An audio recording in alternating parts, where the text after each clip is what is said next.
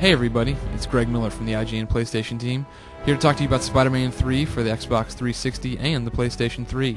Spider-Man 3 is obviously the kindred spirit of Spider-Man 2. That sandbox gameplay everyone fell in love with is back, along with 42 missions for Spider-Man to compete in. The game is loosely based on the movie, and I mean very loosely based. You'll see some of the same villains, Sandman, Venom, but then it also brings in some comic book lore, stuff like the Kingpin, Kraven, and then some original content about these gangs that are roughing up New York City. And of course it all falls to the shoulders of Peter Parker to save the day. So the one thing everybody loved about Spider-Man 2 was web-slinging and the random crimes. Yeah, they got repetitive, but at least they were there. It seemed like we were making progress in this sandbox superhero world. And the good news is that those side missions are still there, and they're still somewhat fun to do, and they're not nearly as repetitive as they were in 2, but it just doesn't flow the way it should.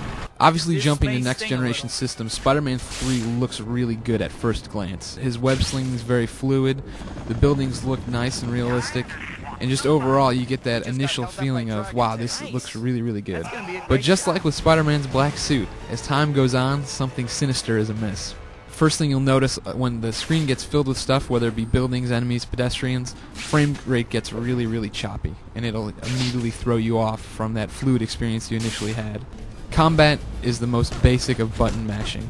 You jump into the air above a group of enemies, start alternating between two buttons, and lay waste to everybody. There's no thought needed in it, and there's a lot of it to do. Making it worse, seeing as how there's 42 missions, is that the bosses are terrible.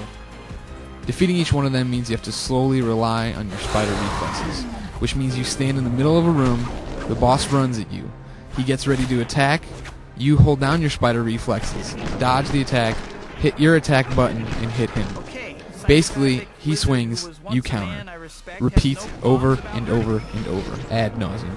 As far as storytelling goes, Spider-Man 3 falls flat.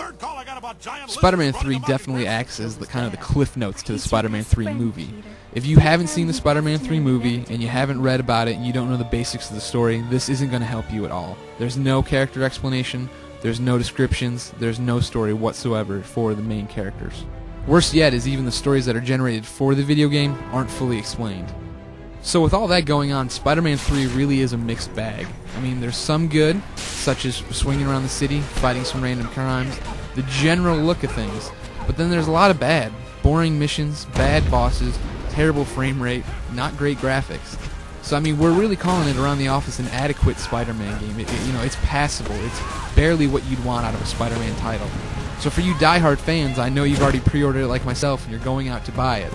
More power to you, but be prepared that it is just Spider-Man 2 with a new paint job. The combat consists of button mashing, the bosses are repetitive and frustrating, and web slinging is fun. For PlayStation 3 owners, there is a collector's edition. It's $10 extra and gives you 6-axis controls of the new Goblin, but it's really not worth it. The only thing you're allowed to do with Harry is compete in races, and then go out and take care of the random crimes around the city. But you'll have to suffer through the indignity of cops calling you Spider-Man. So in a nutshell, Spider-Man 3 is Spider-Man 2 with a new paint job.